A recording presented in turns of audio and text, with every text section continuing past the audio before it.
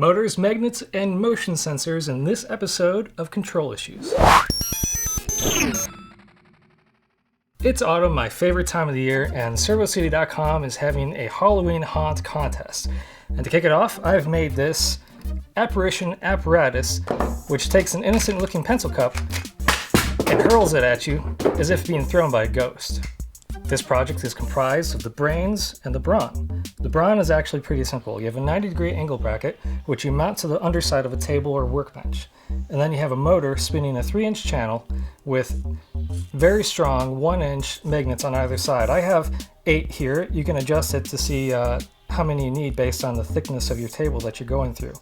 Then, on the bottom of your pencil cup, you have some more magnets to increase the effect.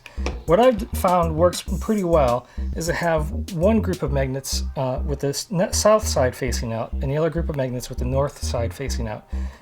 What that does is if you set the pencil cup on their invisible table here just behind the magnets and angle this right about like that, once it spins, the first one will pull, and then as it spins around, it gets to the other one and it pushes, and that ends up throwing it off the table pretty well.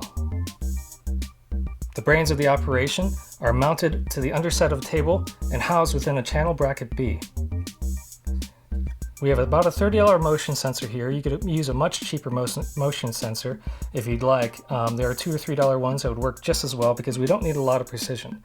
We're connecting that to the Arduino Uno, and we're watching for when somebody comes within about 3 feet of the sensor.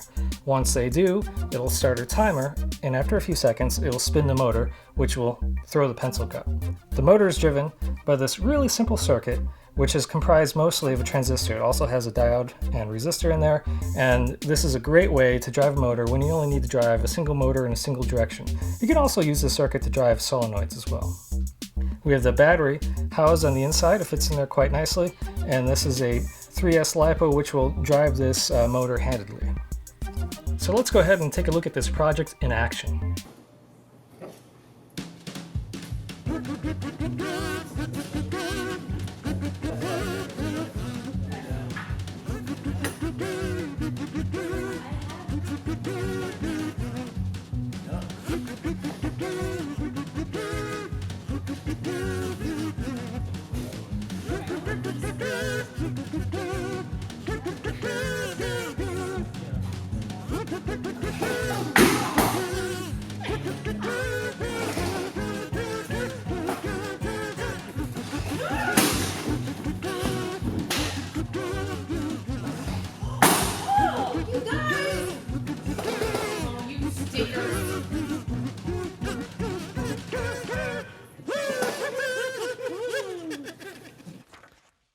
That was great.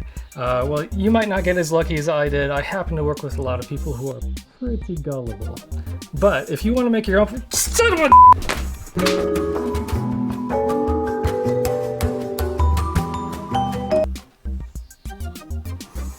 So anyways, like I was saying, Instructables, you can build your own. Control Issues is brought to you by RobotZone, inventing the parts for your ideas. And ServoCity.com, the place to go to buy the parts for your projects.